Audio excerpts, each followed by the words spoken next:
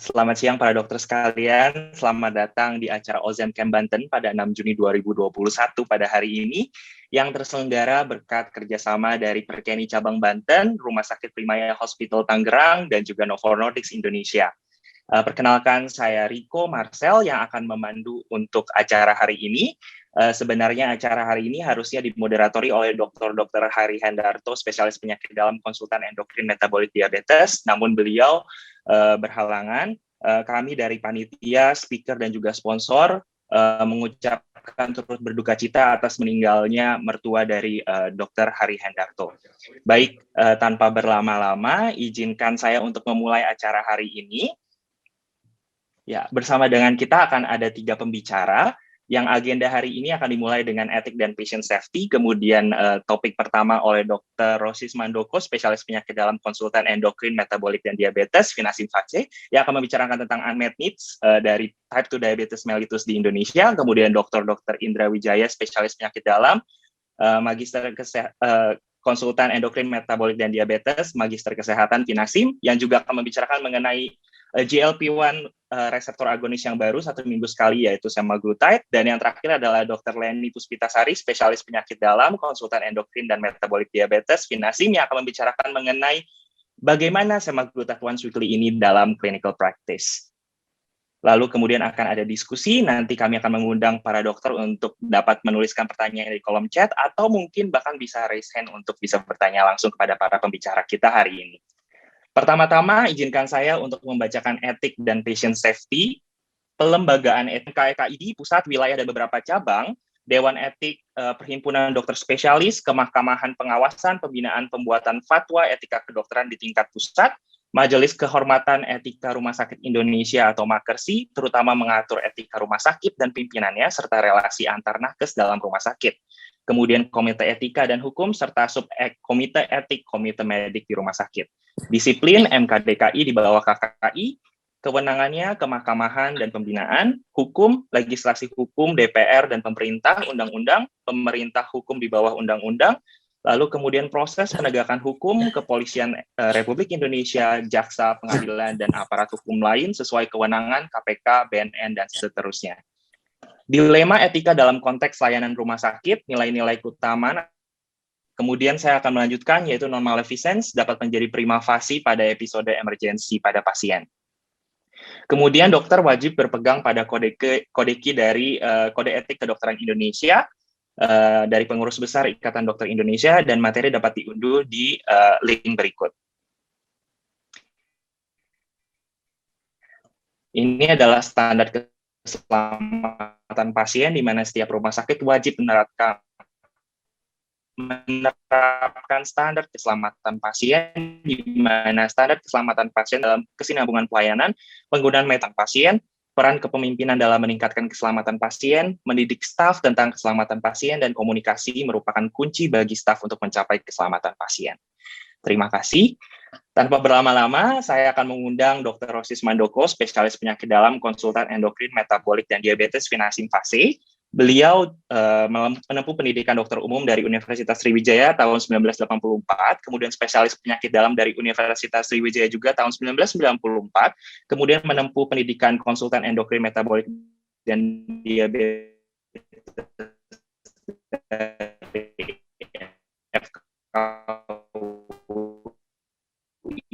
pada tahun 2009 dan menempuh fellowship dari American College of Clinical Endocrinology dari 2015.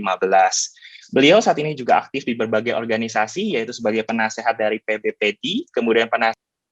Hari ini saya akan memberikan beberapa topik mengenai core defect yang terjadi pada diabetes tipe 2, kemudian menjelaskan mengenai kepatuhan berobat, menjelaskan mengenai diabetes sebagai faktor risiko kardiovaskuler, dan rasionalitas kita dalam menggunakan incretin terapi. Juga saya akan bicarakan sedikit mengenai farmakokinetik dan cara pemberian GLP-1, reseptor agonis, kemudian apa keuntungan dan kerugiannya, dan lebih khusus lagi saya akan bicarakan mengenai long acting GLP-1 reseptor agonis. Untuk utama, ini slide ini mungkin sudah sering kita lihat. The omnibus octet ada beberapa defect yang menyebabkan hiperglikemi pada pasien diabetes tipe 2, dan obat-obat apa yang bekerja pada defect tersebut. Kita harus menguasai benar defect-defect ini dan cara kerja obat supaya kita tidak salah dalam mengkombinasikan obat-obatan tersebut. Saya nggak bicarakan satu-satu, nanti silakan dilihat di slide.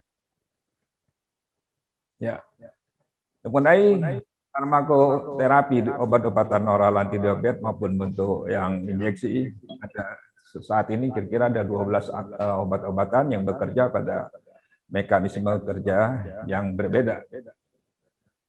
Kemudian mengenai kepatuhan pasien, ya.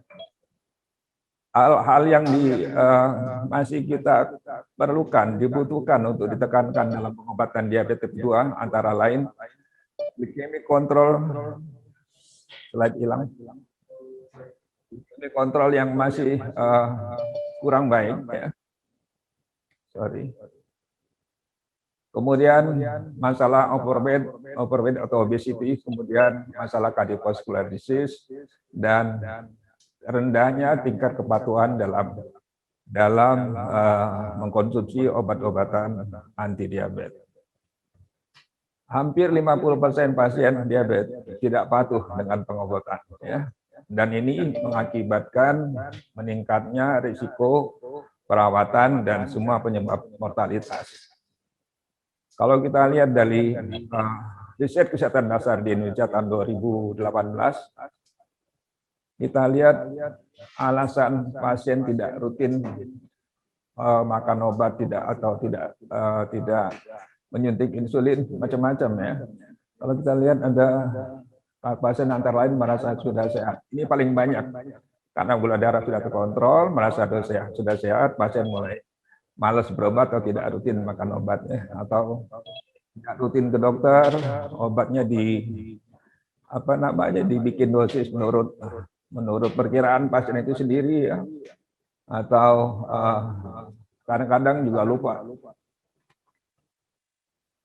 Ya, kalau kita lihat, kalau pasien menggunakan satu obat, tentunya tingkat kepatuhan akan lebih tinggi daripada pasien menggunakan berbagai macam obat. Kalau cuma satu obat, kepatuhan mencapai 87%. Kalau dua obat atau 2 kali sehari, tingkat kepatuhan akan turun lagi 81%. Kalau 3 kali sehari, turun 77%. Tapi kalau sudah sampai 4 kali, sampai 39%. Jadi kompleks regimen, pemberian obat yang kompleks, yang lebih dari 2-3 kali akan menurunkan kepatuhan pasien dalam mengkonsumsi obat. Ya. Kita lihat tingkat kepatuhan pasien dengan obat maupun dengan insulin, ya, hampir sama. Baik itu dengan golongan sulfonylurea, thiazolidinedion, DPP-4 inhibitor maupun insulin, tingkat kepatuhan antara 40 sampai 47%. Kemudian kita tahu bahwa diabetes merupakan faktor risiko kardiovaskuler. Ya. Ya. Saat ini sudah ada guideline untuk semua obat-obatan, baik itu oral maupun injeksi, yang akan dikeluarkan oleh industri farmasi harus memenuhi berbagai syarat ini, ya. Ini persyaratan dari FDA dan European tahun 2012, ya. Antara lain, ya, tidak boleh merugikan atau tidak boleh ada efek mengenai kardiovaskuler, ya. Kemudian diperlukan long term data. Kemudian harus melewati fase 2 ketiga dengan meta analisis, ya, untuk melengkapi semua data klinis yang dibutuhkan untuk sebelum obat itu beredar. Jadi tingkat keamanan harus tinggi dan tidak boleh memperburuk kardiovaskuler atau bahkan mencetuskan kejadian kardiovaskuler. Ya, hal-hal yang harus kita perhatikan dalam memberikan obat-obatan pada pasien diabetes 2, tentunya efekasi, ya. Efekasi dinilai dari kadar A1C. Kita lihat beberapa golongan ini yang mempunyai efekasi yang tinggi, tentunya insulin, ya. GLP-1 isoprotagonis di bawah insulin. Kemudian risiko glikemi, ya. Kalau kita lihat yang paling rendah risiko glikemi, thiazolidinedion, kemudian GLP-1 reseptor agonis. Kemudian efek peningkatan berat badan tidak jumpain pada golongan GLP-1 reseptor agonis, bahkan bisa netral atau turun. Kemudian tolerability. Tolerability antara lain side effect obat, mengenai efek risiko hipoglikemi, ya. Kita lihat, kita bandingkan, dalam hal ini kita bisa memikirkan obat mana yang paling sesuai untuk pasien kita. Tentunya yang penting, tidak kalah pentingnya cost, ya. Kita tahu berapa obat yang injeksi costnya masih tinggi. Yang paling tinggi penurunan A1C tentunya penggunaan insulin, ya, diikuti oleh yang lain, GLP-1 reseptor agonis. Kemudian kalau kita takut mengenai peningkatan berat badan, ya, di slide ini bisa kelihatan yang meningkatkan berat badan antara lain golongan OAD, klinis, thiazolidinedion, dan tentunya insulin. Dan di sini obat yang akan dibicarakan ini bahkan akan memperbaiki profil berat badan kita, dalam hal ini menurunkan berat badan. Obat-obat di sini namanya antara lain DPP-4, metformin, dan GLP-1 reseptor agonis yang paling tinggi penurunan berat badan. Kemudian ini masih berhubungan dengan slide sebelumnya, bahwa untuk GLP-1 reseptor agonis, expected weight change-nya loss, ya, tidak bertambah atau tidak menetap atau malah berkurang. Kemudian yang kita takutkan dalam pemberian obat-obat hypoglycemic agent antara lain fungsi ginjal. Dalam hal ini golongan GLP-1 reseptor agonis mempunyai keuntungan benefit pada kejadian diabetic kidney disease. Dari penjelasan yang tadi, kita bisa menyimpulkan bahwa rasionalitas kita dalam menggunakan incretin terapi, ya, bahwa berbagai target multiple defect dari type 2 diabetes dapat diatasi oleh golongan GLP-1 reseptor agonis, tidak menyebabkan hipoglikemi, mempunyai efek yang menguntungkan pada berat badan, dan efek setidaknya netral atau malah menguntungkan pada gangguan fungsi ginjal. Ya, ini kita tahu bahwa pasien dengan diabetes tipe 2 mempunyai mortalitas 8 tahun waktu hidupnya yang lebih pendek dibandingkan mereka yang bukan diabetes. Ya. Kemudian angka kejadian cardiovascular disease pada pasien-pasien diabetes tipe 2 akan meningkat sesuai dengan lamanya mereka menderita diabetes. Dari slide ini juga kelihatan bahwa diabetes merupakan dianggap sebagai cardiovascular risk factor, atau diabetes dianggap setara dengan CPD. Ya, kalau kita lihat ini peningkatan kardiovaskular komplikasi antara lain stroke, coronary heart disease, ya, kematian, kemudian heart failure, semuanya meningkat. Pada slide berikut ini kita lihat pada penelitian berikut ini bahwa prevalence penderita diabetes yang mencapai target A1C kurang dari 7% hanya 56%. Baik itu di negara maju maupun negara-negara yang berkembang, hampir sama angkanya. Kemudian pencapaian target tekanan darah, ya, pencapaian target LDL juga tidak sebaik yang kita bayangkan. Mengenai cardiovascular safety dan benefit dari GLP-1 reseptor agonis pada pasien diabetes tipe 2, ini ada penelitian kalau kita bandingkan antara golongan GLP-1 yang lain, exenatide, liraglutide, lixisenatide, dan semaglutide, kita lihat bahwa primary endpoint, heart failure, kemudian yang paling menonjol ini primary endpoint, jadi kejadian kardiovaskuler paling rendah pada golongan semaglutide. Ini beberapa penelitian GLP-1 reseptor agonis pada cardiovascular outcome, ya, dibandingkan antara sustain 1, 2, 3, 4, 5, 6 dibandingkan ini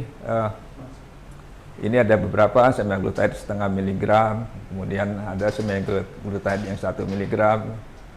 Penelitian ini akan berlanjut terus. Kemudian kalau kita lihat sebagai second line diabetic medication dan kejadian kardiovaskuler, kita lihat dibandingkan dengan basal insulin, sulfonylurea, DPP-4 inhibitor, thiazolidinedione, SGLT2 inhibitor, kejadian kardiovaskuler paling rendah pada golongan GLP-1 reseptor agonis. Ya, makanya American Diabetes Association menempatkan pilihan GLP-1 reseptor agonis sebagai pilihan pertama terapi kalau pasien dengan komorbid kardiovaskuler atau gangguan fungsi ginjal, ya, yang dipilih GLP-1 reseptor agonis baru yang lain. Ya, kemudian kita akan bicarakan sedikit mengenai farmakokinetik dari obat-obat golongan ini. GLP-1 reseptor agonis mempunyai berbagai multifaktorial efek, antara lain efek di pankreas, efek pada jantung, efek di otak, kemudian di saluran cerna dan liver. Dan GLP-1 ini banyak macamnya, tapi tidak semua sama ya. GLP-1 agonis ada penggolongan besarnya yang base-nya GLP-1 analog, kemudian base satunya yaitu hexidine base peptide. Kalau kita lihat golongan semaglutide yang base-nya GLP-1 analog, struktur sama aminonya 94% mirip dengan human GLP-1 agonis. Jadi sudah mirip sekali dengan human GLP-1 agonis. Kemudian kalau yang lain ya cuma 50% yang base-nya hexidine 4 peptide. Kemudian mengenai farmakokinetik, struktur dan ukuran. Kalau kita lihat farmakokinetik, semaglutide termasuk golongan long acting ya. Jadi kalau long acting dia punya efek dalam menurunkan gula darah puasa dan postprandial. Kemudian strukturnya karena GLP-1 base ya, jadi tidak merangsang pembentukan antibody. Dan terakhir mengenai ukuran dia termasuk golongan yang small. Dengan ukuran yang kecil ini akan mudah mempenetrasi brain ya untuk memberikan efek terutama efek terhadap appetite. Ini saya bedakan yang short acting maupun long acting ya. Half life-nya kalau long acting 12 jam sampai beberapa hari ya. Kemudian penurunan gula darah puasa strong ya. Penurunan gula darah postprandial untuk golongan yang long acting moderate. Dalam pengosongan lambung tidak ada efek, dan efek baik terhadap penurunan tekanan darah, jadi menurunkan tekanan darah. Kita lihat bahwa penurunan berat badan lebih banyak terjadi pada golongan yang long acting, dan efek-efek mual hampir sama antara short acting maupun long acting. Mengenai cara pemberian golongan ini seperti pada judulnya sekali seminggu diberikan. Biasanya diberikan pada pagi hari sebelum makan ya. Sekarang ini obat semaglutide ini sudah ada dalam bentuk oral, mungkin akan segera masuk ya. Sebenarnya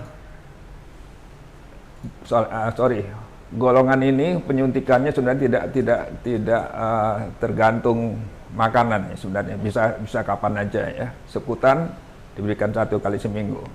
Mengenai dosis, biasanya kita mulai dengan 0,25 mg sekutan tiap minggu selama 4 minggu, kemudian di-adjust setengah miligram sekutan tiap minggu, dapat ditingkatkan sampai 1 mg jika dibutuhkan, tapi di-adjust setelah 4 minggu. Dan tadi saya bilang tidak tergantung makanan. Kemudian apa keuntungan dan kerugian dari golongan GLP-1 reseptor agonis ini ya? Keuntungannya tentunya risiko hipoglikemia rendah, kemudian dapat diberikan sebagai monoterapi, kemudian berat badan yang bisa menurunkan postprandial, dan kalau kita berikan dengan basal insulin merupakan strategi terapi yang paling baik. Kerugian antara lain karena bentuknya injeksi agak repot ya.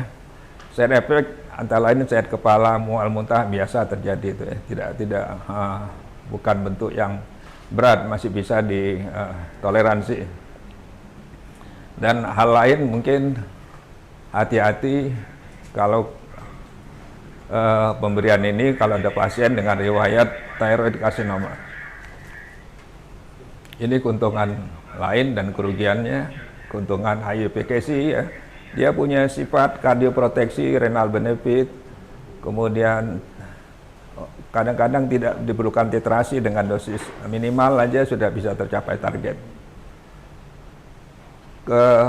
Keterbatasan ini mungkin FDA memberikan black box warning risk of thyroid carcinoma cell tumor. Kadang-kadang juga ada Ada juga ditakutkan terjadinya akut pankreatitis. Ya, yang terakhir mengenai long acting GLP-1 yang kita bicarakan. Ya, kita lihat dalam pemberian selama 1 minggu ya, konsentrasi dalam plasmanya akan tetap tinggi. Ya, kita lihat half-life-nya kan half-life-nya sampai 1 minggu. Steady, dan keadaan steady state ini berlangsung selama 4 sampai 5 minggu. Kalau kita lihat, ini mungkin akan dibicarakan oleh teman saya berikutnya, bahwa ini ada head to head penelitian GLP-1 receptor agonis, dibedakan antara pemberian semaglutide kemudian liraglutide ya, ada exenatide. Penurunan A1C-nya paling tinggi pada pemberian semaglutide, dan penelitian ini juga dilihatkan bahwa penurunan A1C lebih superior ya, golongan semaglutide dibandingkan exenatide, sitagliptin maupun insulin glargin. Ya, hampir 75% pasien yang mendapat semaglutide mencapai target A1C kurang dari 7%. Dan ini penurunan berat badan. Nanti mungkin Dokter Indra yang bicara ya ini ya. Saya sepintas saja. Yang jelas ini tidak meningkatkan risiko hipoglikemi ya. Baik itu risiko hipoglikemi di sini kalau kita lihat baru terjadi kalau dikombinasikan dengan sulfonylurea. Ya. Kemudian ini berbagai adverse event atau side effect yang sering dilaporkan, tentunya gastrointestinal dan lain-lain, ya, nasofaringitis, berkurang nafsu makan, sakit kepala, nyeri-nyeri ya. Dan tetapi dibandingkan comparator nilainya lebih rendah. Ini juga efek samping yang kadang-kadang dilaporkan.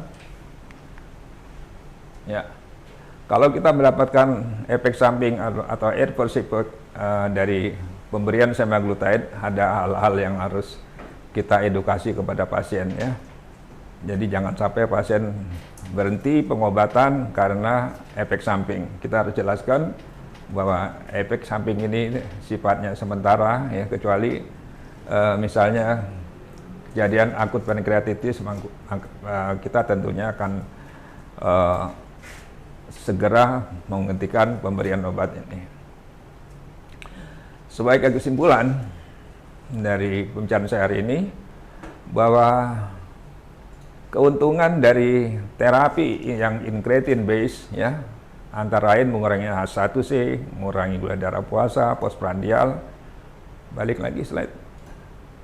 Ya, memperbaiki marker dari pancreatic beta cell function, ada cardiovascular benefit antara lain dengan berkurangnya berat badan, berkurangnya tekanan darah, dan memperbaiki parameter lipid.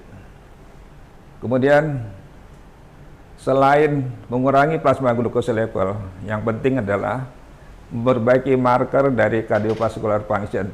Antara itu saya sebut tadi tekanan darah, kolesterol, dan berat badan. Dan GLP-1 agonis ini, terutama yang jangka panjang, punya positif efek terhadap cardiovascular outcome dan mengurangi risiko dari heart failure. Ya. Dan keuntungan ini independen akibat GLP-1 agonis. Ini sekadar tahu kalau kita punya obat sekali seminggu, nanti ini sudah fase ketiga, ada obat yang diberikan cuma sekali atau 2 kali setahun. Jadi mungkin kepatuhan akan lebih tinggi, mungkin lupa juga nanti yang ngeluarin ini. Terima kasih atas perhatiannya. Assalamualaikum warahmatullahi wabarakatuh. Ya, wabarakatuh. Terima kasih Dr. Rosis atas pemaparan yang sangat komprehensif, lengkap sekali. Selanjutnya Bapak dan Ibu dokter sekalian, saya mengundang untuk mengajukan pertanyaan melalui chat. Sebelumnya juga untuk dapat mengajukan pertanyaannya lewat kolom chat. Kemudian kami mengundang pembicara kedua, yaitu Dr. Indra Wijaya, spesialis penyakit dalam, konsultan endokrin. Share screen. Oke.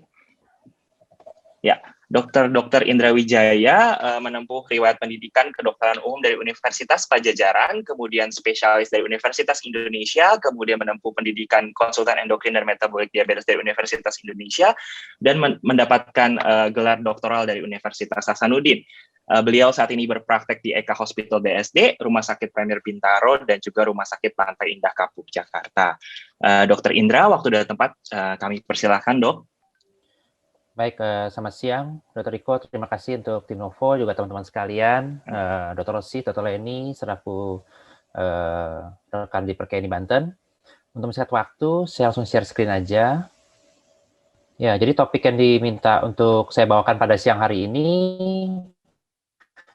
ya, jadi apa profilnya, kemudian benefit apa yang bisa didapatkan dan dibandingkan dengan beberapa golongan lain. Ya, jadi ini saya rasa tadi sudah disebutkan di slide-nya Dr. Rossi weekly atau delivery-nya seminggu sekali. Ini merupakan suatu human GLP-1 analog ya. Jadi analoginya ini hampir mirip sekali homologinya 94% dengan GLP-1 yang memang si asam amino yang ada, maka ini bisa memperpanjang farmakokinetiknya ya sampai seminggu sekali pemberiannya ya.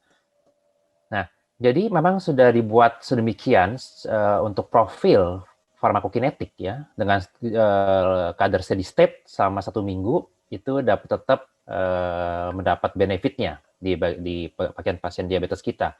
Nah, kenapa bisa begini? Karena ternyata dengan komposisi molekuler yang ada dalam semaglutide itu ternyata afinitasnya tinggi sekali, 6 kali lipat terhadap albumin dibanding dengan liraglutide yang merupakan produk liraglutide yang setiap hari disuntikan juga merupakan produk dari Novo ya.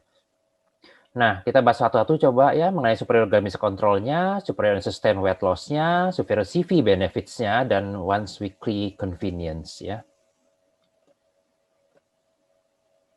Ini dari studi yang besar ya mengenai semaglutide itu namanya sustain ya. Sustain itu banyak sekali, kita lihat sini ada sustain 1, 2, 3, 4, 5, 6, 7, 8 sampai 10 dan masih banyak yang lainnya sampai 11 ya.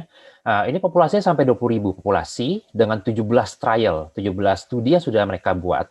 Ini sangat baik sekali untuk kita pelajari bersama ya. Nah, dibagi menjadi 4 golongan. Pertama aja adalah drug naive ya. Jadi pasien-pasien yang belum dapat terapi yaitu secara placebo di versusnya ya. Kemudian juga dibandingkan dengan single oral antidiabetik, misalkan dengan metformin atau ya add-on ya dengan ganagliflozin, sitagliptin dan sebagainya. Atau juga yang grup ketiga ada multiple. Kita tahu bahwa pasien diabetes itu susah sekali dikontrol dengan satu golongan obat ya. Jadi ada beberapa, mereka bisa 2-3 macam ya, TCD misalnya glitason, sumneurea dan sebagainya. Nah, ini grup ketiga dengan multiple OAD ya dibandingkan. Nah, keempat dengan akhir yang kita miliki pada pasien diabetes sampai saat ini ya. Nah, kita lihat singkat aja. Ternyata pemberian semaglutide ya, ini contoh yang paling kiri 1 mg seminggu sekali itu bisa mencapai target HbA1c di bawah 7% ya. Mencapai totalnya mencapai 80% dari total pasien ya, cukup tinggi ya. Jadi 4 dari 5 pasien diabetes yang diterapi dengan semaglutide itu bisa mencapai A1C di bawah 7% ya. Nah, 78% angka achievement-nya yaitu dengan 1 mg semaglutide dibandingkan dengan sitagliptin. Dengan sitagliptin ini incretin tablet ya. Kemudian dibandingkan dengan canagliflozin atau SGLT2 inhibitor ya, ini juga lebih superior dibandingkan dengan GLP-1RA lainnya yang seminggu sekali misalkan dulaglutide ya, ini juga akan masuk ke Indonesia ya. Ini lebih superior semaglutide dalam penelitiannya dan juga dibandingkan dengan glargine atau basal insulin itu pun lebih superior ya untuk penurunan HbA1c. Cukup tinggi angkanya 4 dari 5 orang pasien diabetes yaitu 80%.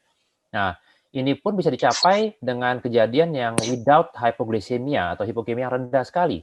Sudah mencapai HbA1c di bawah 7%, rendah pula kejadian hipoglikemianya ya. Itu tercapai dalam 70% atau 3 dari 4 pasien. Ya, kita bisa lihat di sini profilnya ya. Jadi safety hypo-nya ini sangat tinggi sekali ya. Jadi kita nggak perlu khawatir pasien-pasien kita untuk kejadian hypoglikemia ya. Nah, ini juga secara konsisten ya superior untuk tetap mereduksi HbA1c ya. Kita lihat di sini semaglutide lebih superior menurunkan sampai 1,6%, A1C-nya ya dalam 52 minggu ya, baseline-nya 8% ke atas nih semuanya populasinya. Superior juga dibanding dengan glargine ya atau basal insulin. Jadi ini merupakan modalitas terapi yang sangat baik sekali ya. Jadi 80% pasien-pasien yang terdapat tergabung dalam populasi studi tadi, trial 20.000 populasi, itu bisa mencapai A1C di bawah 7%, ya, merupakan target bagi kita semua ya. Nah, bagaimana mengenai superiority and sustain weight loss atau penurunan berat badan, di mana kita tahu bahwa pasien diabetes itu banyak yang overweight dan obesitas. Nah, ini dibandingkan dengan sitagliptin, kita tahu bahwa incretin yang tablet ya, ini sebenarnya untuk weight-nya adalah weight netral. Ya, dia tidak mempromot weight loss, tidak mempromot weight gain. Itu secara teoretikal seperti itu ya. Tapi dibandingkan dengan semaglutide, dia mempunyai efek superiority, yaitu bisa menurunkan berat badan ya lebih dari 5% dari baseline dan cukup tinggi populasinya ya, 62% subjek yang berhasil menurunkan berat badan secara baik. Dibanding dengan SGLT inhibitor, kita juga tahu bahwa SGLT inhibitor ini memang bisa menurunkan weight loss. Ini obat oralnya, karena kita nggak ada di Indonesia ya, ada yang di luar negeri. Nah ini tapi kita lihat di sini lebih superiority ya, lebih superior dengan semaglutide 1 mg, pemberian cuma injeksi seminggu sekali, sedangkan karena ini tentu obat oral yang harus diminum tiap hari ya. Nah dibandingkan dengan dulaglutide, sama-sama GLP-1 RA superior ya dibanding dengan GLP-1 RA lainnya. Dalam hal ini ada dulaglutide. Ya, populasi persentase pasien yang mencapai ini cukup tinggi ya, 50% ke atas. Dan dibanding dengan basal insulin ya tentunya ini kita bisa prediksi ya bahwa insulin yang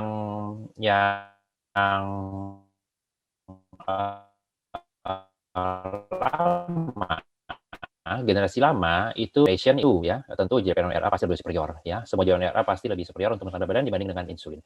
Nah, jadi dalam hal ini dikonklusikan bahwa ya, 3 dari 5 pasien atau 60%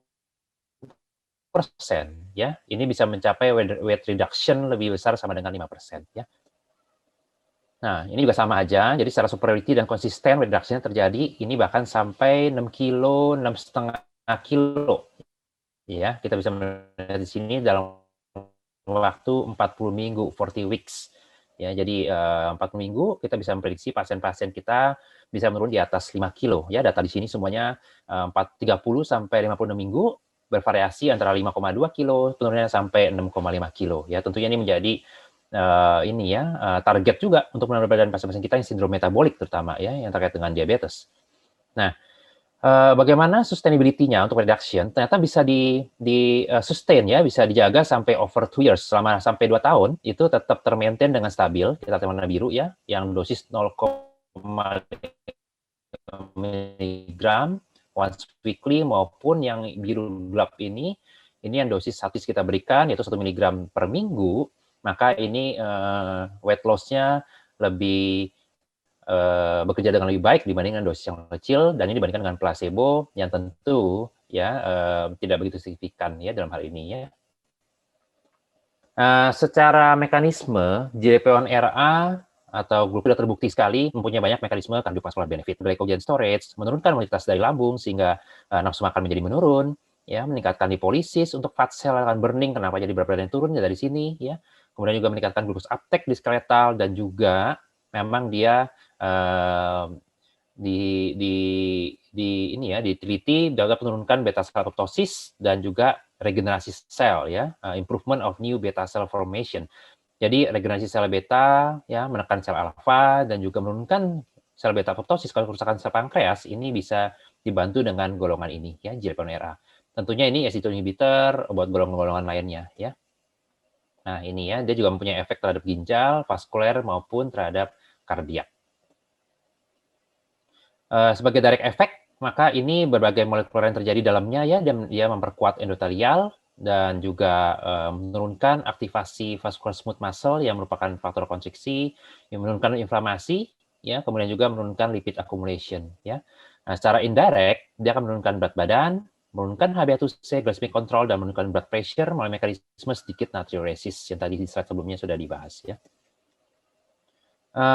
Ini Sustain 6, penelitian dari Sustain 6 ini menilai 2 tahun CVOT ya, atau cardiovascular outcome trial. Ini dari 3.297 pasien, hampir 3.300 ya, dengan pasien-pasien yang di atas 7%, mempunyai risiko faktor 1 siviris ya ataupun yang established ya sudah terjadi kejadian cardiovascular disease dibagi menjadi 4 grup, SEMA 1, SEMA 0,5, placebo 1, placebo 0,5 dan kita melihat 2 tahun bagaimana randomisasinya terhadap MACE ya atau Major Adverse Cardiovascular Event, non-fatal stroke, MI maupun CV death. Nah, ini hasilnya kita melihat sini bahwa terjadi reduksi. Ya, terjadi reduction. Jadi pasien-pasien mendapat semaglutide dapat menurunkan resiko kejadian siviris ya atau primary MACE endpoint itu 26%. Ini cukup tinggi ya, ini angkanya tinggi sekali sebenarnya ya. Tinggi sekali dan kita bisa membantu pasien-pasien kita yang high siviris ya. Tentunya nih pasien diabetes sudah siviris semua ya. Tadi Dr. Rosi sudah sebutkan bahwa diabetes itu setara dengan CAD equivalent ya atau setara dengan coronary artery disease equivalent. Dan ini tentunya risikonya tinggi ya. 80% pasien diabetes kita itu terjadi komplikasi dan meninggal karena serangan jantung ya. Jadi kalau ada penurunan tinggi begini 20% ini sangat preferable sekali untuk sebagai modalitas terapi ya pada pasien-pasien kita yang diabetes ya.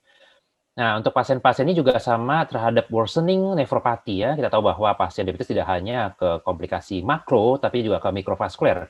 Nah, dibahas dalam nefropati kejadian kerusakan ginjal lebih lanjut ini direduksi sampai 30% dibandingkan placebo. Ya, perbedaannya ya, jadi ini cukup tinggi sekali angkanya ya. Ya, kita lihat sini lanjut dengan convenience yang seminggu sekali ya.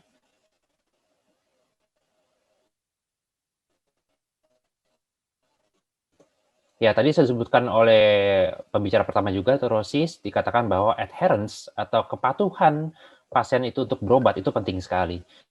Ya, jadi banyak sekali pasien kita yang mungkin ewasi nggak terkontrol, ya, dan sebagainya karena memang lupa minum obat, ya, bolong-bolong, di mana menurunkan kepatuhan dari pasien.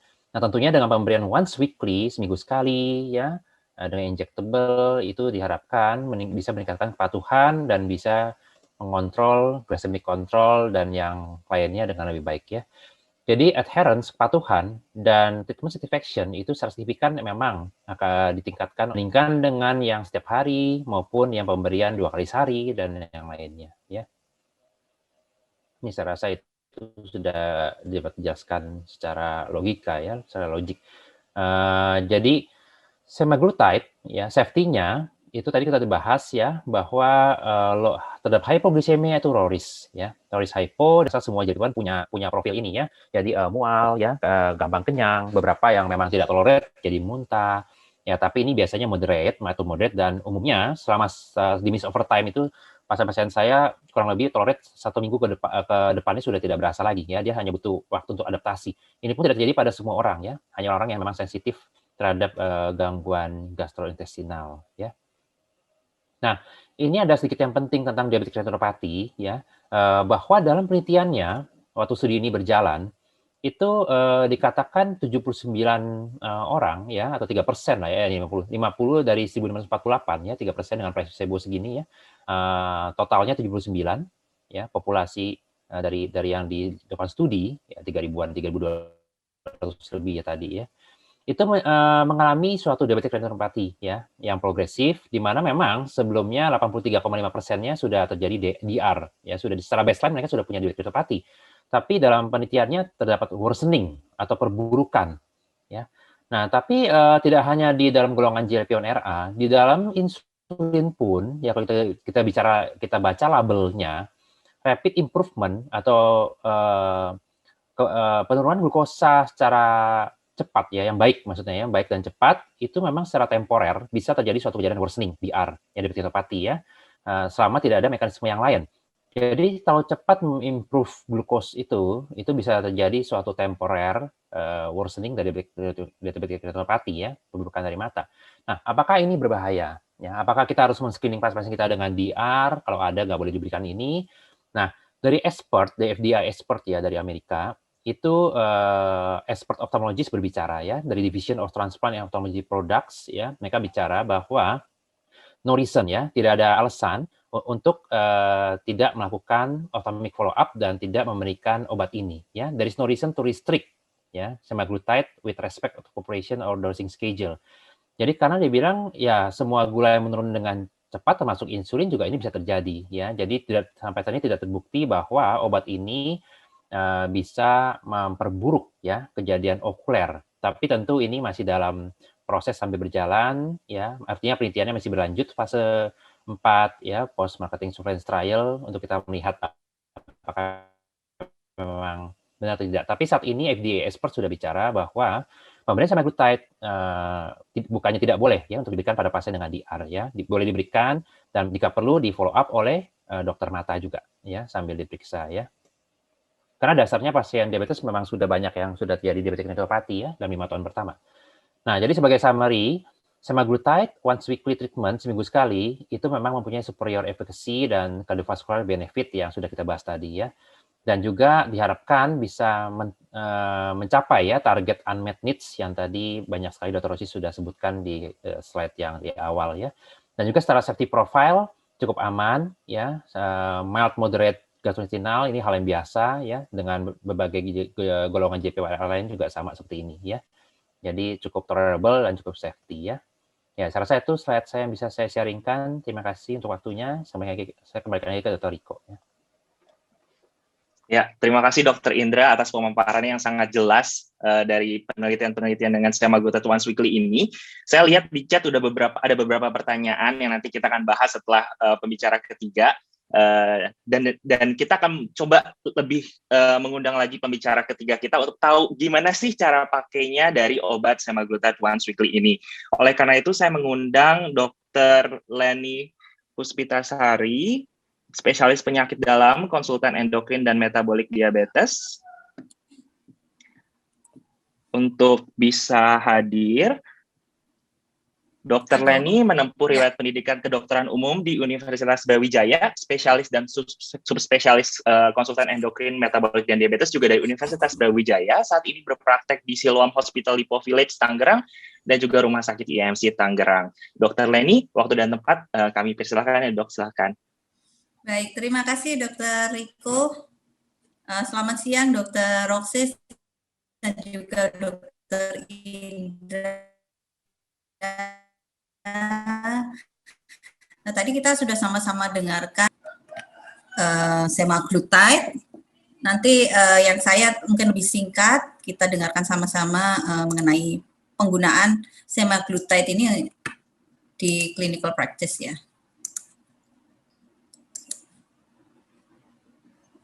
Apakah sudah tampak di layar? Terlihat dok ya, sudah. Sudah, oke. Baik, selamat siang. Jadi topik saya siang ini adalah mengenai semaglutide once weekly in clinical practice. Kita lihat sama-sama, kalau tadi sudah secara teoritis, artinya Dr. Roxis dan Dr. Indra sudah sampaikan mengenai ini. Nah, kita akan lihat ini comparison of once weekly GLP-1 receptor agonist yang ada di Indonesia, yang long acting. Nah, kita lihat ada semaglutide dan dulaglutide, itu sebetulnya bedanya cukup besar, terutama di struktur molekulnya, ukuran, kemudian properties, dan clinical outcomes-nya. Nah, ini kita lihat yang dibandingkan adalah semaglutide dan dulaglutide, karena dua-duanya sama-sama yang long acting. Jadi bedanya adalah semaglutide yang kita bahas siang ini, dia memiliki molekuler yang lebih kecil. Tadi Dr. Roxis juga sudah sudah sampaikan bahwa dia berat molekulnya kecil 4,11 kilodalton dibandingkan dengan dulaglutide yang besar 60 kilodalton. Dengan kemiripan dengan human GLP-1 dia sangat besar yang 94% dibandingkan dengan dulaglutide yang 90%. Nah, dia juga kerjanya lebih panjang 7 hari, sementara dula 5 hari, dan peaknya lebih cepat. Dia 24 jam, dulaglutide 48 jam baru mencapai peaknya. Nah, karena dia ukuran molekulnya lebih kecil, maka dia lebih bisa menembus blood-brain barrier, sehingga efeknya atau kita akan mendapatkan benefit lebih dari GLP-1 reseptor agonis ini untuk efek ke otak atau menurunkan nafsu makannya akan lebih baik. Seperti itu. Nah, ini kita lihat semaglutide juga menunjukkan dia bisa menurunkan berat badan dan target artinya target HbA1c-nya lebih banyak yang tercapai dibandingkan dengan dulaglutide. Pada grafik yang sebelah kiri kita lihat ini dibandingkan antara semaglutide 0,5 mg dan 1 dibandingkan dengan dulaglutide 0,75 mg dan dulaglutide 1,5 mg. Ini kita lihat yang mencapai atau bisa menurunkan berat badan lebih dari 5%, kita lihat lebih superior semaglutide, baik yang 0,5 mg maupun yang 1 mg. Memang kalau kita berikan dengan dosis 1 mg, maka yang mendapatkan benefit penurunan berat badan lebih dari 5% lebih besar, yaitu sebanyak 63%. Kalau yang 0,5 mg, 44%. Nah, kemudian untuk mencapai pencapaian target dari HbA1c ya, dengan target kita tahu kurang dari 7%. Ini kita lihat memang semaglutide juga lebih besar, 79% dari subjek mencapai HbA1c kurang dari 7% dibandingkan dengan dulaglutide 1,5 mg yang hanya 65 juga cukup besar yang mencapai target HbA1c yaitu sebanyak 68%. Jadi dari segi penurunan berat badan dan pencapaian HbA1c, semaglutide ini baik yang 0,5 maupun yang 1 menunjukkan lebih superior daripada dulaglutide. Nah, ini kita lihat penelitian Sustain 7 semaglutide once weekly dibandingkan dengan dulaglutide. Jadi yang nanti yang lebih banyak saya tampilkan adalah perbandingan sema dengan dula karena sama-sama yang long acting once weekly. Nah, ini kita lihat penurunannya, reduction dari HbA1c lebih banyak yang 1 mg yaitu sebanyak 1,8% dengan baseline yang sama ya 8,2%. Semaglutide yang 0,5 mg dia bisa menunjukkan atau penurunan HbA1c-nya sampai 1,5%. Weight loss-nya seperti kita lihat tadi bisa sampai 6,5 kg kalau yang 1 mg. Sedangkan dulaglutide maksimal 3. Nah, ini cukup besar. Nah, kemudian endpoint-nya seperti tadi, endpoint ini dia mencapai HbA1c kurang dari 7% tanpa ada kejadian hipoglikemi. Nah, yang sema besar, sangat besar 74%. Jadi lebih dari 50%, baik yang 0,5 maupun 1 mg. Jadi ini adalah hasil yang sangat baik kalau kita menggunakan semaglutide dibandingkan dengan GLP-1 receptor agonis long acting lain yaitu dulaglutide. Jadi dari segi penurunan berat badan, pencapaian HbA1c, kemudian HbA1c tercapai tanpa hipoglikemi, dia lebih superior.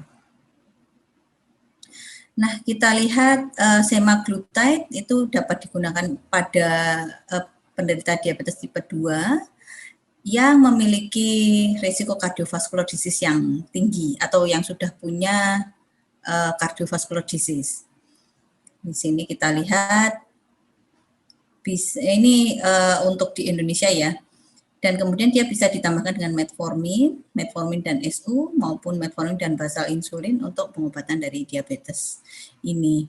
Jadi Ozempic ini sangat baik terutama untuk pasien-pasien yang sudah punya risiko cardiovascular disease.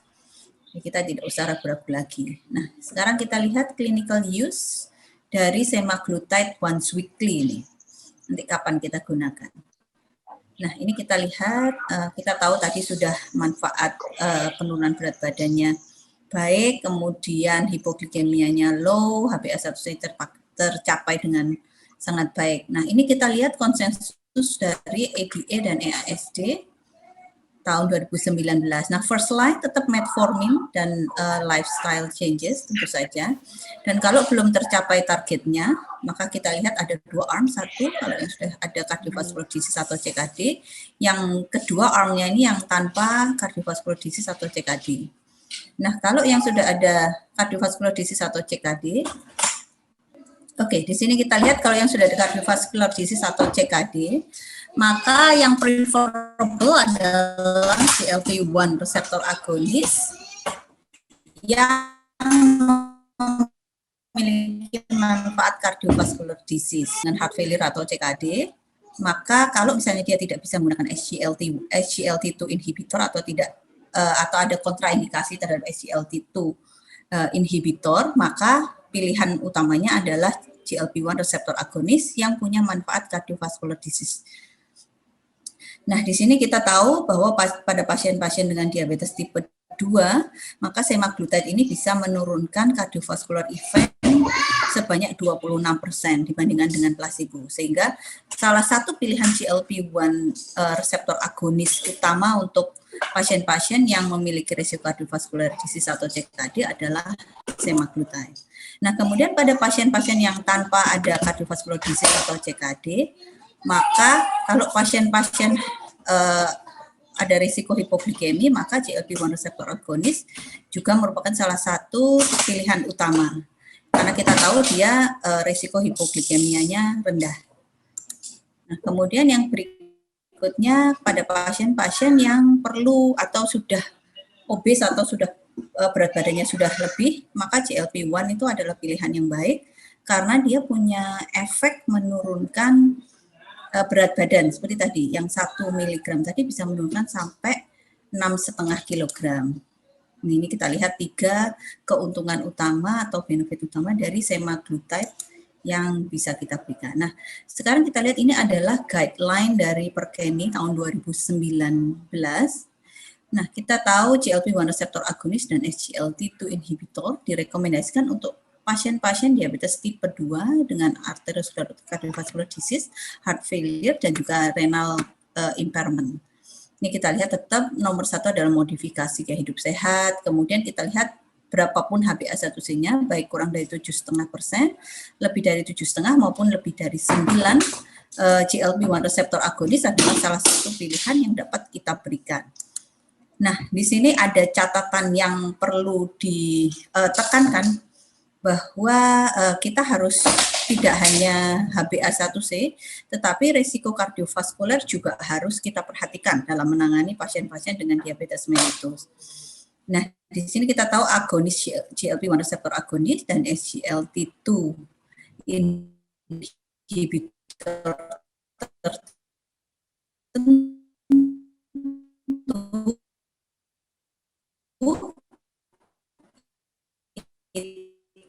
itu menunjukkan manfaat yang lebih untuk pasien. Jenis pennya semaglutide ada 2, yang atas adalah isinya 1,5 ml, yang bawah adalah 3 ml. Nah, yang 1,5 ml ini, digunakan pada saat awal kita titrasi untuk awal menggunakan semaglutide. Nah, rekomendasinya adalah pada saat 4 minggu pertama kita gunakan 0,25 mg, kemudian once weekly, kemudian dilanjutkan dengan 0,5 mg once weekly. Nah, setelah itu kita bisa naik ke 1 mg once weekly. Nanti kita lihat. Nah, ini seperti ini inisiasi dan meningkatkan dosis ya. Jadi 4 minggu pertama kita pakai 0,25 mg once weekly, kemudian setelah itu kita naikkan dari 0,5 mg once weekly 4 minggu juga. Setelah itu kita bisa tetap maintenance dengan 0,5 mg once weekly, atau kita bisa naikkan lagi menjadi 1 mg once weekly. Jadi ini nanti kapan kita mau naikkan dosis, kita bisa lihat dari misalnya apakah muncul efek samping GI-nya dan juga target HbA1c yang ingin kita capai bagi pasien tersebut.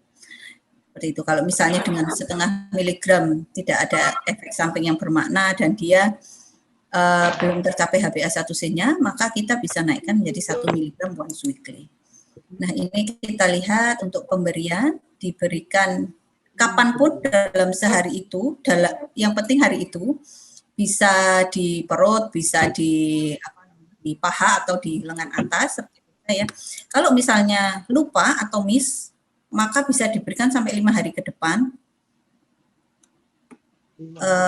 Kalau misalnya masih ingat, maka langsung di-skip dan diberikan pada hari yang sama minggu berikutnya lagi.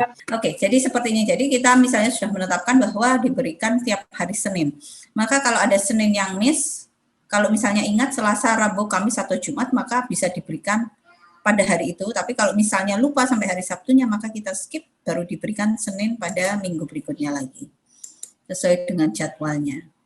Nah, kemudian kita lihat untuk kombinasi terapi, kalau misalnya pasien sudah memakai metformin atau thiazolidinedion atau TZD, maka dosis metformin maupun TZD tidak perlu dirubah. Kalau misalnya sudah pakai sulfonylurea atau insulin, maka sebaiknya dosis sulfonylureanya atau insulinnya diturunkan. Kemudian kalau misalnya ini inisiasinya pasien langsung sema plus sulfonylurea atau plus insulin, maka sebaiknya pasien menjalankan ya self monitoring blood glucose untuk menurunkan risiko hipoglikemi karena sulfonylurea atau insulinnya. Jadi yang punya efek risiko hipoglikemi lebih tinggi adalah sulfonylurea dan insulinnya, sehingga perlu self monitoring blood glucose. Seperti itu. Nah, ini kita lihat untuk populasi khusus, untuk tidak perlu penyesuaian dosis pada orang tua, kemudian renal impairment tidak perlu, kemudian hepatic impairment juga tidak perlu dose adjustment. Nah, untuk pediatrik atau anak-anak, sampai saat ini belum ada research-nya untuk digunakan kurang dari 18 tahun. Sehingga rekomendasinya adalah digunakan mulai dari 18 tahun ke atas. Kemudian interaksi obat, sampai saat ini tidak ada interaksi obat dengan metformin, warfarin, atorva, digoxin, atau kontrasepsi oral. Jadi cukup safe untuk kita berikan dengan kombinasi. Nah, ini kita lihat sebetulnya dari tahun 2018 GLP-1 reseptor agonis itu sudah banyak digunakan sampai saat ini di banyak negara dan banyak banyak seperti ini di bagian ginjal juga sudah disinggung dan sudah direkomendasikan. Kemudian, nah kita lihat ini adalah ADA 2021 mengenai glucose lowering medication in type 2 diabetes. Yang tadi adalah AASD. Mungkin tidak terlalu beda jauh ya. Tetap first line terapi metformin dan lifestyle. Itu tidak bisa lepas. Jadi walaupun kita berikan obat apapun, tetap lifestyle changes atau comprehensive lifestyle treatment itu harus dikerjakan. Jadi itu adalah di semua lini pengobatan diabetes itu harus tetap dikerjakan. Nah, ini kita lihat kalau sudah ada atherosclerotic cardiovascular disease, CKD atau heart failure, maka kita pertimbangkan GLP-1 receptor agonis atau SGLT2 yang memiliki cardiovascular disease benefit. Kemudian begitu juga dengan kalau ada heart failure, maka lebih SGLT itu bisa digunakan. Nah, kalau ada CKD, maka kita bisa berikan SGLT1 receptor agonis yang punya kelebihan atau yang terbukti memiliki cardiovascular benefit. Terutama kalau SGLT2 inhibitor sudah tidak bisa atau kontraindikasi, maka lebih diutamakan untuk diberikan GLP-1 receptor agonis. Oke, jadi ini hampir sama. Ini ADA 2021.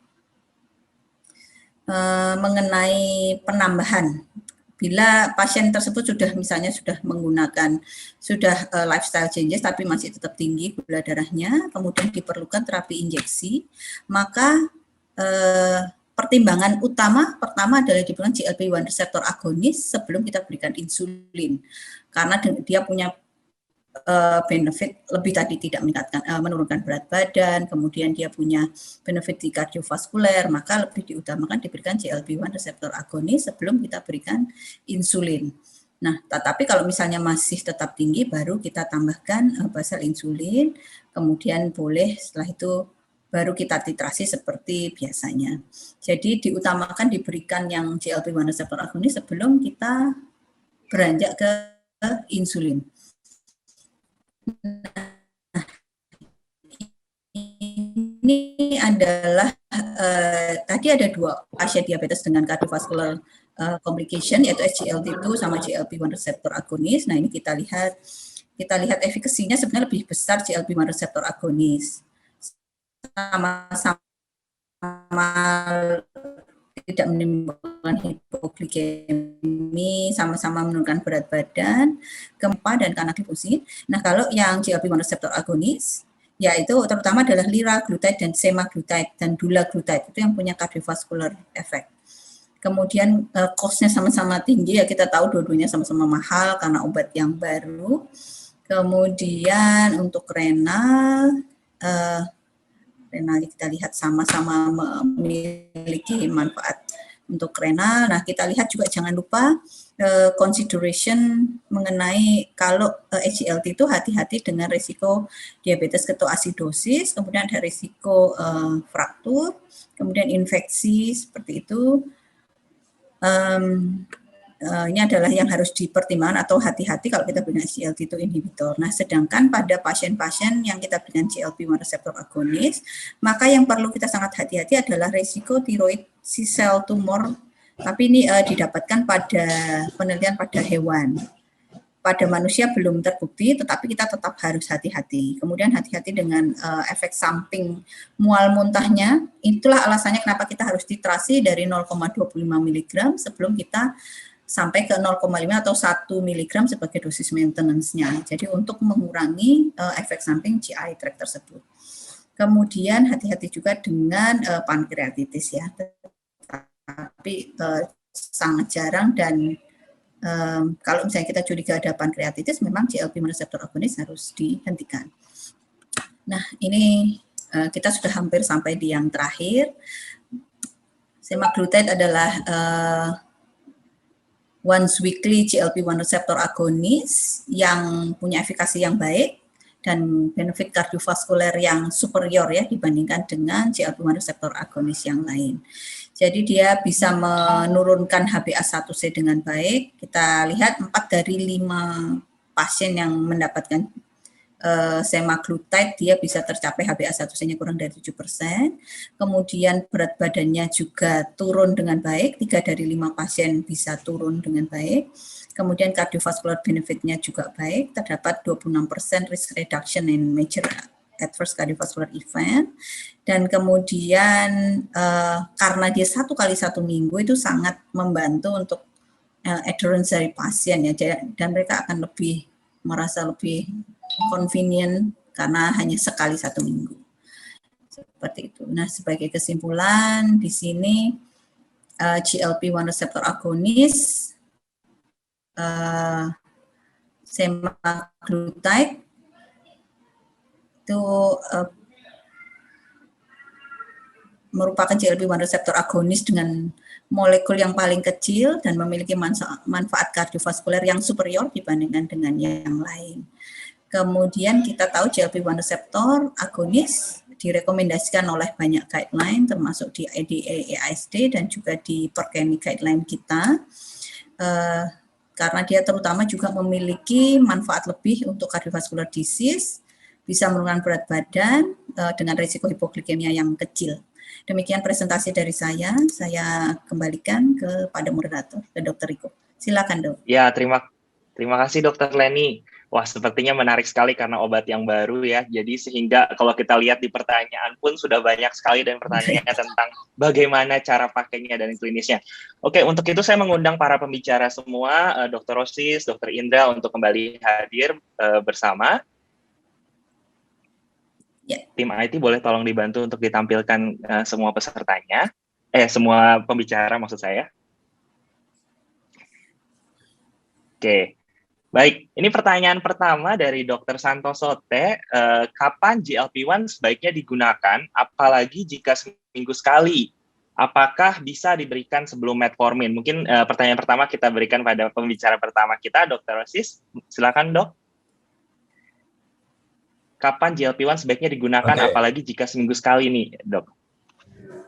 Kita dalam memberikan obat-obatan hypoglycemic agent selalu berpegang pada konsensus, ya, konsensus dan kriteria pasien, ya, antara lain komorbid, ya.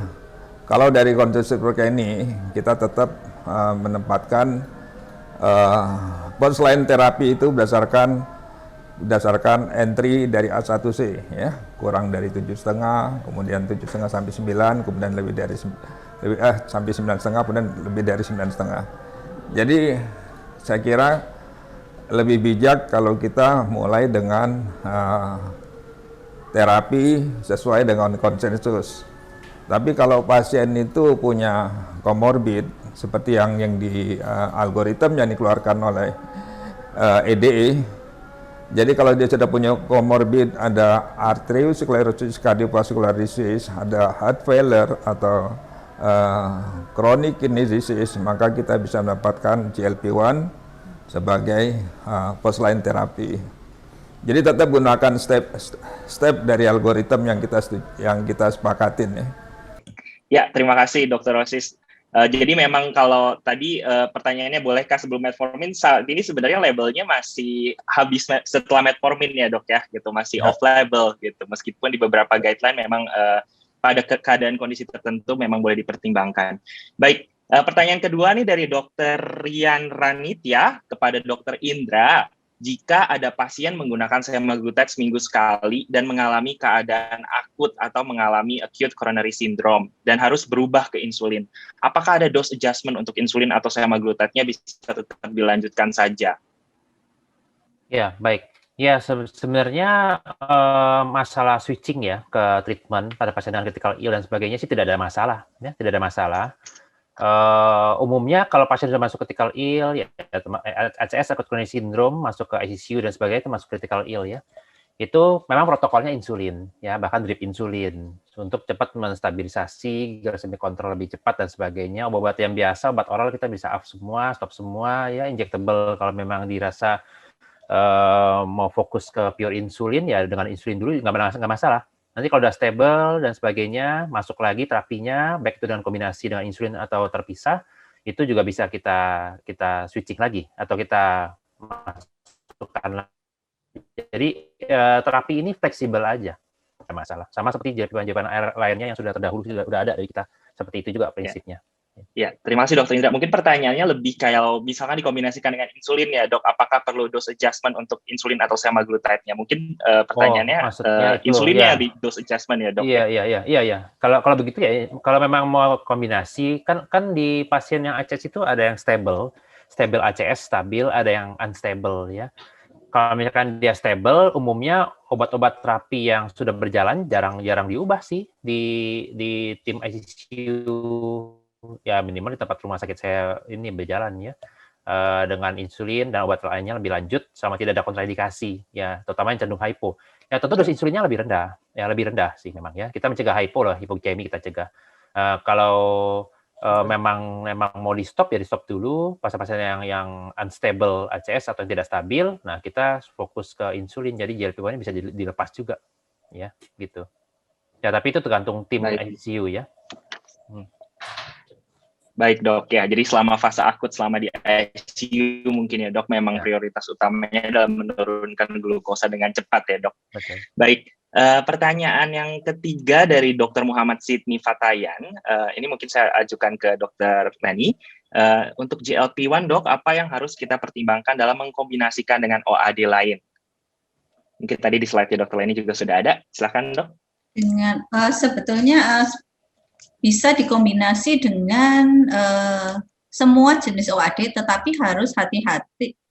Yang penting memiliki mekanisme kerja yang berbeda, sehingga kita tidak mengkombinasi dengan misalnya DPP-4 karena dia memiliki mekanisme kerja atau dia bekerja di jalur yang sama. Sehingga kita bisa berikan dengan seperti tadi, misalnya mau dengan sulfonylurea bisa, dengan metformin bisa, dengan yang lain pun sebenarnya bisa. Nah, kalau kita sudah langsung mengombinasi dua, mungkin titrasinya pelan-pelan itu sih, yang hati-hati dengan efek samping hipoglikemi itu saja. Dengan semuanya bisa. Ya, terima kasih dokter Eni. Mungkin juga ada tambahannya adalah ketika pasiennya tergantung fungsi renalnya juga ya dok ya. Iya. Kan terbatas juga pilihannya ya dok untuk fungsi renal. Oke. Oke, nah ini ada pertanyaan yang menarik nih, yang selalu biasanya muncul kalau misalkan kita membuat webinar atau CME tentang GLP-1, meskipun ini sebenarnya off-label. Pada pasien obesitas tanpa DM, apakah boleh GLP-1 ini diberikan untuk menurunkan berat badan? Mungkin saya tanyakan ke Dr. Rosis. Ya, Kalau di FDA maupun di European ini sudah rekomend untuk golongan GLP-1 ya untuk menurunkan berat badan. Tapi kalau di BPOM kita masih off label itu ya. Tapi secara sembunyi-sembunyi sebenarnya itu udah berjalan lama itu. Oke. Iya, betul Dok. Jadi memang ini off label ya Dok, dan di luar mungkin ada preparat isinya sama tapi mungkin brandnya yang berbeda dan dosis yang berbeda ya Dok. Betul, dosisnya lebih tinggi ya Dok. Baik, ini juga pertanyaannya lebih ke klinis, Dok, izin konsul dari Dr. Zidni Fatayan lagi yang tadi pasien menggunakan Aiglar U100 20 unit, kemudian insulin aspart 14 unit 3 kali sehari. Gula darahnya masih 250, berat badannya 72, intolerance dengan metformin, makan tidak terkontrol, tekanan darahnya 155/100. Apakah semaglutide ini bisa jadi alternatif untuk pasien ini? Mungkin saya akan tanyakan ke Dr. Indra. Ya, sebenarnya banyak sekali sih yang bisa ini ya, yang bisa sebagai option treatment ya. Jadi ini pasien udah basal bolus kan 4 kali suntik ya tadi ya. Udah 3 kali parenteral insulin sama 1 kali basal insulin ya, udah 4 kali injectable. Ya itu diet intoleran metformin. Maka kita masih banyak pilihan OAD sama tidak ada kontraindikasi. Anda mau berikan SC2 inhibitor bisa ya. Kalau pasien yang nggak mau suntik ya tambahkan di inhibitor, incretin ya ataupun yang lainnya. Kalau saya pribadi sih kalau menambahkan SC2 GLP-1RA dengan suntikan kelima kayaknya pasiennya terlalu banyak multiple injectable ya dalam sehari 5 kali suntik ya. Jadi saya rasa saya akan memsimplifikasi sih. Misalkan itu kita bisa ganti dengan yang FDC ya. Insulin yang mix udah gabungan misalkan Ryzodex gitu ya. Itu bisa sehari 2 kali. Kemudian Anda tambahkan dengan sema misalnya nih kalau sudah ada di Indonesia. Jadi kan pasien cuma 3 kali suntik tuh. Tinggal dievaluasi itu profilnya bagaimana. Rata-rata sih pasien saya yang basal bolus 4 kali suntik kita switch ke 2 kali ya.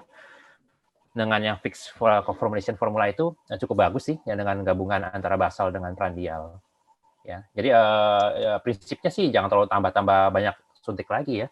Gitu. Jadi kita memsimplifikasi terapi aja. Selain adherence-nya nanti terganggu, nggak patuh, juga nanti secara psikis juga kok jadi tambah suntik lagi gitu. Jadi kita simpel aja antara 3 maksimal 4 kali itu udah maksimal sih. Ya, gitu. Ya. Baik, terima kasih Dokter Indra. Berarti basal plus ini GLP-1RA misalnya nanti kalau mereka ada buat. Jadi basalnya sama GLP-1RA ini sudah ada kombinasinya juga. Itu bisa menggantikan basal insulinnya pasien. Jadi tetap 4 kali suntik ujung-ujungnya, tapi mereka pasiennya mendapat benefit GLP-1RA gitu. Ya. Baik, Dok. Ya, justru ini nilai jualnya ya, Dok, dia seminggu sekali ya, Dok, mengurangi jumlah suntikan. Mungkin saya boleh sedikit, Dok. Kalau misalnya boleh tambahan. Kalau misalnya dia sudah pakai dosis insulin yang cukup besar, tapi kok belum maksudnya gula darahnya kok masih tetap tidak stabil atau masih tetap tinggi, mungkin ada baiknya dievaluasi kembali teknik penyuntikan. Kadang-kadang mereka ternyata nyuntiknya tidak pas atau kadang-kadang masih netes. Sehingga mungkin itu perlu dievaluasi kembali. Tapi memang kalau memberikan katakan GLP-1 reseptor agonis yang sekali sehari jadi nambah 1 kali lagi suntikan, rasanya pasien pasti nanti justru akan melarikan diri. Jadi memang mungkin tidak menambahkan sekali sehari. Mungkin kalau yang sekali seminggu masih bisa dipertimbangkan, walaupun kalau bisa sih oral aja, jadi dia nggak terlalu banyak suntik. Seperti itu. Jadi mungkin itu dulu yang dikerjakan. Kalau bisa ya seperti tadi kata Dokter Indra, kalau bisa kita simplifikasi lebih simpel sehingga dia juga lebih patuh. Seperti itu. Baik, terima kasih Dokter Leni. Dokter Rosis ada tambahan, Dok, untuk pasien case-nya ini? Saya kira pendapat Dokter Indra, Dokter Leni udah baik gitu. Kita jangan kita mau simpel, mau yang tingkat kepatuhan tinggi, jangan ditambah-tambahin. Ya, mungkin kita perlu food recall, kita perlu Dokter Leni bilang tadi teknik penyuntikan itu yang kita perlu perbaikin. Nggak ada yang nggak terkontrol selama ini kita. Mudah-mudahan semua pasien diabetes terkontrol dengan baik. Iya, baik Dr. Rosis. Pertanyaan berikutnya dari Dr. Felicia T. Mengapa GLP-1 bisa memberikan penurunan A1C yang lebih baik daripada insulin glargine? Padahal biasa dijelaskan insulin paling baik dalam penurunan A1C. Mungkin ini pertanyaan ke Dr. Indra. Ya dok, tadi di sustain 4 sepertinya dok ada. Ya, sebenarnya sih simpel ya, karena ya memang kalau dari dulu kita belajar sebelum ada GLP-1RA, itu paling superior terapi pada diabetes ya insulin. Ya, dengan patofisiologinya adalah defisiensi sel beta, relatif ataupun absolut ya. Relatif kalau kita bicara pada tipe 2 ya. Tapi kalau kita melihat kenapa dalam studi-studinya bisa lebih baik ya. Ini juga menjadi salah satu data yang cukup menarik untuk dibahas. GLP-1RA ini di slide saya tadi itu mereka atau agent ini ya itu memiliki banyak ya mekanisme of action. Jadi aksi mekanismenya banyak sekali ya, dari otak ya, kemudian juga ke lipid, juga dia ke sel beta, sel alfa. Jadi multi mekanisme ya, di mana dia bisa mengcounter banyak sekali organ-organ atau hal mekanisme yang terlibat dalam hemostasis glukosa. Nah, dalam halnya itu outcome-nya tentu HbA1c, ya kan, glukosa yang baik, penurunan badan, penurunan tensi, dan pada akhirnya adalah penurunan HbA1c. Ya, saya rasa itu jawabannya. Di samping itu juga GLP-1RA juga ini ya bisa membantu pasien-pasien dengan dia penurunan berat badan kan weight loss ya. Itu tentu resistensi insulinnya menjadi membaik. Ya, sedangkan insulin kita pelajari bersama jika memang pasien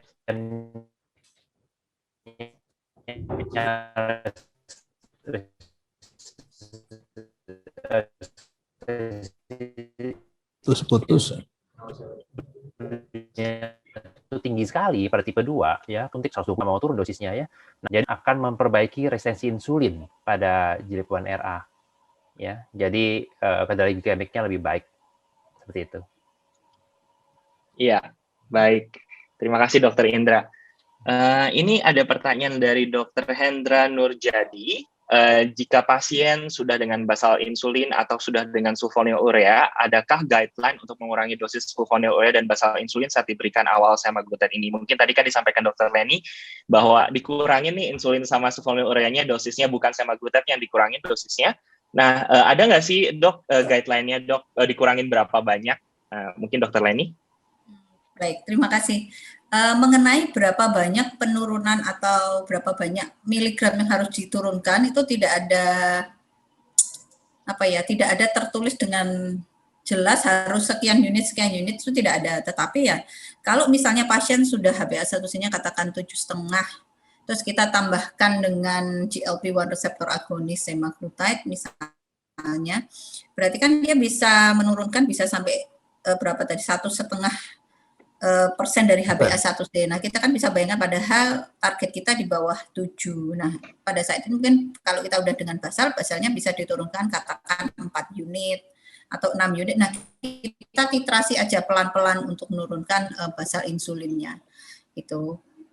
Jadi, untuk sulfonylurea ya kita bisa turunkan mungkin setengah dosisnya kalau memang gula darahnya sudah mendekati target, kalau kita tambahkan dengan GLP-1 reseptor agonis. Tetapi kalau misalnya HbA1c-nya masih sangat tinggi, katakan sudah dengan sulfonylurea HbA1c-nya 9 atau katakan 8, terus kita tambahkan dengan GLP-1 reseptor agonis, mungkin kita tidak perlu buru-buru untuk nurunin dosis sulfonylurea dulu, tapi diberikan dulu semaglutide-nya, nanti baru kita cek kembali apakah HbA1c-nya udah tercapai atau belum. Memang lebih hati-hati kalau sudah mendekati target terapi yang target HbA1c yang dikehendaki. Nah, itu mungkin diturunkan kalau sulfonylurea misalnya bisa katakan glimepirid pakainya 3 mili mungkin bisa diturunkan jadi 2 mg. Kalau basal insulin mungkin bisa diturunkan 4 sampai 6 unit pada saat itu. Seperti itu. Tapi tidak ada yang maksudnya nggak ada yang langsung artinya dari guideline harus turun 2 unit atau sekian unit, itu sebetulnya tidak ada. Jadi itu artnya kita menurunkan dosis sesuai dengan kondisi pasien. Terima kasih. Individualisme berarti ya dok ya, balik lagi ke individu masing-masing ya dok. Baik, ini mungkin pertanyaan dari Dr. Anton Wijaya, kapan waktu terbaik menggunakan semaglutide liraglutide pada pasien diabetes tipe 2 dengan A1C 7%, dengan obes, tinggi badannya 155 cm, berat badannya 80 kg, dan sudah menggunakan liraglutide saat ini plus metformin 500 mg BID 2 hari sekali. Kemudian Kandesartan 16 mg, rosuvastatin 10 mg, diet rendah karbohidrat sudah diberikan dengan juga olahraga 150 menit per minggu, namun belum tercapai juga target penurunan berat badan dan A1C-nya masih, sebenarnya A1C-nya udah 7% sih ya. Mungkin pertanyaannya ke Dr. Rosis, Dok, kapan waktu yang terbaik menggunakan semaglutide pada pasien ini, Dok? Boleh Dr. Leni dulu mungkin. Dr. Leni bisa jawab itu. Oh, baik, Dok. Pasien udah liraglutide soalnya. Terima kasih, Dok. Jadi kan pasien ini sudah menggunakan GLP-1 reseptor agonis sebenarnya yang sekali once daily, Dok. Nah, ini mungkin dia menghendaki switch jadi once weekly. Berarti liranya harus di stop dulu. Kemudian baru mungkin kita berikan yang, jadi karena lira dan sema sama-sama GLP-1 reseptor agonis, sehingga kita kan tidak boleh berikan dua-duanya. Jadi harus di stop yang liranya, setelah itu baru kita berikan yang semaglutide-nya, karena dia punya mekanisme kerja yang sama sebetulnya, itu jenis obat yang sama, sehingga harus di stop dulu liraglutide-nya. Kalau menghendaki di switch mungkin karena semaglutide 1 kali seminggu. Tapi sebetulnya pasien ini sudah cukup terkontrol dengan HbA1c 7%. Maka saya akan milih biasanya tetap maintenance dengan dosis yang sama, seperti itu. Terima kasih. Mungkin Dr. Rosis, Dok, menambahkan, Dok. Ya, kadang-kadang pasien atau dokter yang pengen coba-coba obat baru ya, karena dan kita kalau memberikan obat yang baru, pertama harus kenal dulu farmakokinetik, farmakodinamiknya ya. Jangan karena ini seminggu sekali akan kita buru-buru ngasih ini. Semua pasien dikasih semaglutide karena seminggu sekali. Kalau sudah cukup terkontrol dengan golongan GLP-1 agonis yang ada, ya lanjutin aja. Pasien udah nyaman ya nggak apa-apa, silahkan aja. Terusin aja yang ada. Ya. Baik, Dokter Indra mungkin, Dok, ada tambahan, Dok? Sama, prinsipnya sama kok, kayak gitu. Baik ya, jadi kalau boleh disimpulkan, berarti kalau memang pasiennya sudah terkontrol dengan liraglutide dan pasiennya tidak ada keluhan dengan injeksi once daily, maka bisa tetap dilanjutkan saja, apalagi dengan A1C-nya saat ini 7%. Gitu ya, Dok ya. Tapi di sini pertanyaannya juga, kalau belum tercapai target penurunan berat badannya nih, Dok, gitu. Apa sih tipsnya yang lain, padahal udah di diet karbohidrat, kemudian juga olahraganya sudah gitu. Ini Dokter Indra kayaknya ahli nih, Dok. Untuk berat badannya masih belum nih, Dok, mencapai target. Iya, sebenarnya kalau kita bicara obesitas memang nggak kompleks ya. Selain ada gen-gen yang memang berkutat di situ ya, hormon-hormon metabolisme dan gen-gen yang terlibat. Jadi agak sulit memang. Tapi minimal kita memang sama prinsipnya, yaitu food recall ya. Jadi apa yang dia makan pagi, siang, malamnya, apa memang over kalori ya. Prinsipnya kan defisit kalori prinsipnya untuk menurunkan berat badan. Kemudian dengan lifestyle-nya, olahraganya, itu saya rasa harus dirutinkan ya, 30 menit sehari, 3-5 kali seminggu, itu standar untuk pasien-pasien yang diabetes ya, atau sindrom metabolik. Kemudian, ya kalau kita bicara dari sisi terapi ya,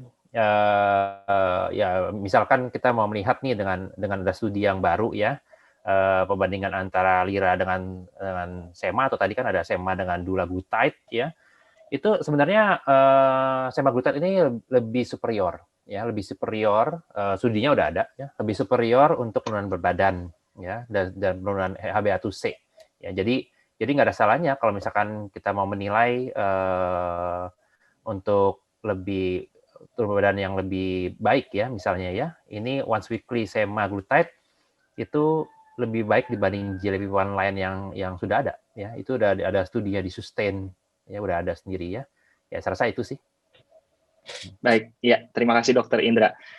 Oke, baik, ini sepertinya pertanyaannya sudah habis, sudah kita bisa jawab semua, dan waktunya juga sudah. Mungkin Dokter Rosis ada tambahan, Dok? 1 patah 2 patah kata? Saya mau lemparkan kepada seluruh pembicara, karena kita obat ini baru ya, adverse event yang kita ketahui banyak itu ya. Walaupun insidennya kecil, misalnya tadi ada pankreatitis, ada kolitiasis, ada kemungkinan thyroid cancer karsinoma. Parameter apa yang kita gunakan dalam follow up pasien-pasien diberikan semaglutide? Untuk Dr. Indra apa? Ya, ini kalau terkait tiroid ya dok ya, terkait tiroid ini agak-agak sulit ya. Karena yang lain ya. Kita biasanya menilai GLP-1 atau incretin itu pankreas ya, dari klinis sih umumnya. Kemudian juga ya paling simpel sih gangguan gastrointestinal ya, GI tract walaupun jarang.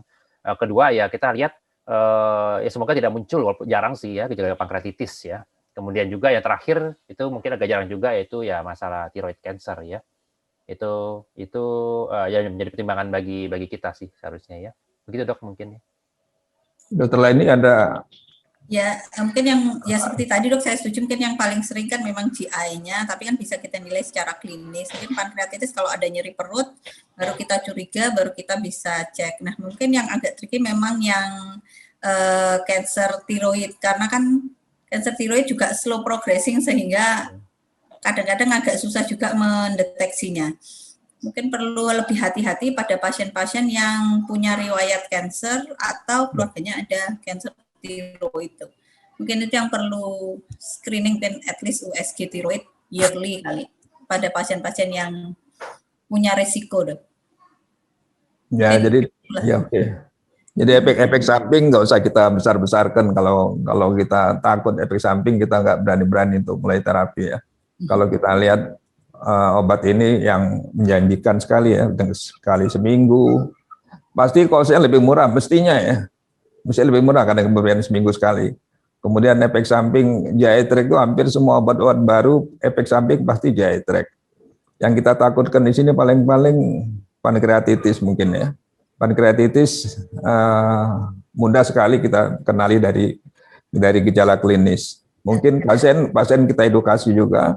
Kalau ada efek samping ini report ke kita. Saya kira itu nggak perlu kita melakukan screening atau Dokter Leni tadi setahun sekali USG tiroid, saya kira nggak perlu itu ya. Baik, ya terima kasih Dokter Osis. Oke, sebelum saya mengakhiri acara kita hari ini, terima kasih kepada para pembicara. Ada sedikit presentasi dari Rumah Sakit Primaya Tangerang. Saya persilahkan Ibu Gina untuk bisa hadir. Waktu dan tempat dipersilahkan Bu Gina. Iya. Terima kasih kepada para pembicara hari ini, Dr. Osis, Dr. Indra, dan Dr. Leni, kemudian kepada Dr. Riko. Mohon dibantu dok untuk slide-nya dokter, sedikit mohon izin kami mempresentasikan. Sudah ya? Mohon izin mempresentasikan. Sudah terlihat. Iya. Paket promosi yang ada di Primaya Hospital Tangerang. Ya, Primaya Hospital Tangerang selalu berkomitmen kepada keselamatan pasien. Kemudian di Primaya Hospital Tangerang kita ada menyediakan paket pemeriksaan antigen dan PCR. Harganya dimulai dari 159.000. Kepada Pak Erwan, ya, udah terlihat ya. Paket pemeriksaan antigen dan PCR harganya mulai dari 159.000. Kita juga ada PCR yang same day dengan harga 1.250.000. Next. Kita ada pemeriksaan titer antibody setelah Bapak Ibu vaksin COVID-19. Kita juga ada paket family care service harganya mulai dari 200.000. Kemudian next. Kita ada rehabilitasi pasca perawatan COVID harganya mulai dari 1.500.000. Kita ada promo paket pemeriksaan mata, harganya dimulai dari 399.000. Bapak Ibu bisa lihat di layar paketnya apa saja. Kemudian ada juga 499.000. Next. Bagi Bapak Ibu yang ingin berkonsultasi online dengan Primaya Hospital, Bapak Ibu bisa mengunduh aplikasi di link Medisehat. Bapak Ibu bisa mengunduh di Play Store atau WhatsApp di nomor yang tercantum. Kita ada paket promo ANC, harganya dimulai dari 299 dan promo paket melahirkan harganya mulai dari 16.999.000 sampai 19.999.000. Kemudian next, kita juga ada paket laser hemoroid, kemudian promo paket check up pranikah. Untuk paketnya harganya dimulai dari 3 juta per couple. Kemudian next, kita juga ada paket Hari Kartini, harganya 399.000. Bapak Ibu bisa memilih pemeriksaan mamografi sampai USG Mamae. Kemudian kita juga ada paket Back to School. Bapak Ibu bisa menghubungi kami untuk yang ingin mengikuti promo tersebut. Primaya Hospital juga membuka cabang baru di wilayah Tangerang, yaitu di Jalan Raya Pasar Kemis. Primaya Hospital mudah-mudahan di daerah Pasar Kemis dapat melayani kesehatan para masyarakat umum di daerah Pasar Kemis. Kemudian next, ya bagi Bapak Ibu yang ingin mengetahui informasi lebih lanjut mengenai Primaya Hospital Tangerang, Bapak Ibu bisa menghubungi saya di 0856-866-0781. Kemudian untuk sertifikat, bagi Bapak Ibu yang ingin yang belum menerima by email, batas waktunya 7 sampai 14 hari kerja. Terima kasih dari Primaya Hospital, kami ucapkan terima kasih. Selamat sore. Baik. Ya, selamat sore. Terima kasih Ibu Gina. Baik, tak terasa waktunya sudah lewat nih. Baik, saya akan coba memberikan sedikit rangkuman dari acara event kita hari ini dari 3 para pembicara kita yang luar biasa. Take home message-nya adalah bahwa ada beberapa unmet needs di diabetes tipe 2 di Indonesia yang masih belum terjawab, yaitu poor glycemic control, di mana pasien diabetes tipe 2 di Indonesia lebih dari 70% tidak mencapai target HbA1c. Kemudian pasien diabetes di Indonesia juga 70% memiliki overweight dan obesitas di Indonesia. Dan cardiovascular disease masih merupakan salah satu momok pada pasien diabetes tipe 2, karena 75% pasien diabetes tipe 2 itu beresiko terhadap cardiovascular disease. Dan yang terakhir masih ada low adherence atau kepatuhan yang rendah terhadap pasien-pasien diabetes terhadap terapinya, apalagi terapi yang multiple, kemudian juga tidak hanya satu jenis obat, sehingga masih 50% pasien tidak patuh terhadap pengobatannya. Lalu kemudian akan hadir GLP-1 reseptor agonis baru, yaitu semaglutide, yang diberikan 1 minggu sekali, yang merupakan human GLP-1 analog, yang memiliki homologi terhadap human GLP-1 yang alami 94% dengan waktu paruhnya itu 1 minggu. Dan GLP-1 RA semaglutide once weekly ini merupakan GLP-1 RA paling kecil molekulnya di antara GLP-1 lain yang 1 minggu sekali. Dan ini berimplikasi terhadap lewat ke blood-brain barrier-nya, sehingga efek dari penurunan berat badannya akan lebih signifikan. Kemudian semaglutide once weekly merupakan obat yang menjawab atau menyatukan superior efficacy dan juga cardiovascular benefit, di mana memberikan superior glycemic control 4 dari 5 mencapai HbA1c di bawah 7%, kemudian superior dan sustain weight loss, di mana 3 dari 5 pasien mencapai berat badan lebih dari 5%, dan superior cardiovascular benefit, di mana terdapat 26% penurunan risk reduction dari major adverse cardiovascular event. Dan tentunya ada secara signifikan meningkatkan patient adherence dan juga satisfaction karena diberikan once weekly. Baik, saya rasa itu take home message dari acara kita hari ini di Ozem Camp Banten 6 Juni 2021. Saya mengucapkan banyak terima kasih kepada 3 pembicara kita, Dr. Rosis Mandoko, spesialis penyakit dalam, konsultan endokrin metabolik diabetes, Dr. Indra Wijaya, spesialis penyakit dalam KMD, dan juga Dr. Leni Puspitasari, spesialis penyakit dalam KMD diabetes. Terima kasih banyak. Selamat sore di acara berikutnya. Terima kasih, Dok. Terima kasih semuanya.